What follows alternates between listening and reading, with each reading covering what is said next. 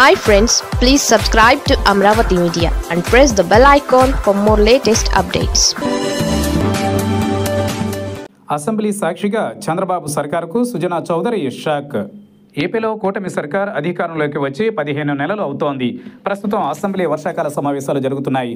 అయితే విపక్ష వైసీపీ మాత్రం హోదా ఇవ్వలేదనే కారణంతో సభకు హాజరు కావడం లేదు. ఈ నేపథ్యంలో కూటమి పార్టీల ఎమ్మెల్యేలతోనే సభను నడుపుతున్నారు.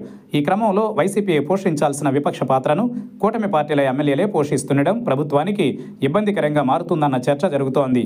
ఈ నేపథ్యంలో ఇప్పటికే పలువురు టీడీపీ ఎమ్మెల్యేలు ప్రభుత్వాన్ని తప్పుబట్టేలా మాట్లాడడంపై సీఎం చంద్రబాబు ఆగ్రహం వ్యక్తం చేశారు. అయినా కూటమిలోని బీజేపీ ఎమ్మెల్యే సుజనా చౌదరి ఓ 3 కీలక అంశాలపై ప్రభుత్వానికి ప్రశ్నలు సంధించారు. వీటిలో అమరావతి రైతుల సమస్యలు ఒకటి కాగా, విశాఖలోని రుషికొండ భవనాల వ్యవహారం మరొకటి, రాష్ట్ర ఎన్నికల సంఘంలో వైసీపీ అనుకూల ఉద్యోగికి ప్రమోషన్ ఇచ్చిన వ్యవహారం ఇంకొకటి. కూటమి ప్రభుత్వం అధికారంలోకి వచ్చి 15 నెలలు దాటిపోయిందని బీజేపీ ఎమ్మెల్యే సుజనా చౌదరి తెలిపారు. గత ప్రభుత్వంలో రాష్ట్ర ఎన్నికల సంఘం ఎన్నికల ప్రక్రియకు ఆటంకం కలిగించిన సాయి ప్రసాద్ అనే ఉద్యోగికి ప్రమోషన్ ఇచ్చి కీలక బాధ్యతలు ఇవ్వడం కరెక్టేనా అని సుజనా చౌదరి అసెంబ్లీలో ప్రశ్నించారు.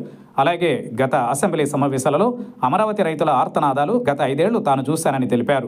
ప్రభుత్వం వచ్చి 15 నెలలు అవుతున్నా వారి సమస్యలు మాత్రం పరిష్కారం కావడం లేదని అన్నారు. గత సమావేశాలలో స్పీకర్ 2 గంటల సమయం ఇచ్చి చర్చిద్దామన్నారని, కానీ ఇప్పటి వరకు అది జరగలేదని అన్నారు.